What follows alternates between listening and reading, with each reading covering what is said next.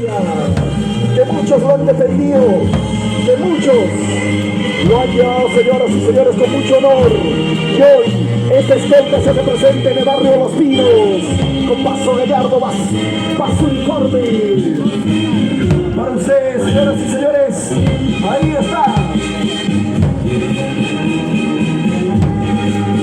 Señoras y señores, en el año 1984, los terroristas llegaron al pueblo de Capo y vecinos, tratando de atemorizar y hacer llorar al pueblo, lo llevan de rehenes. Y esto se hace reflejar en este gran desfile. Ahí están los rehenes, señoras y señores, recordando lo que sucedió en el año 1984, donde nuestra tierra nació ajeno al golpe de los terroristas, pero sin embargo supimos levantarnos, ponernos de pie, y aquí está.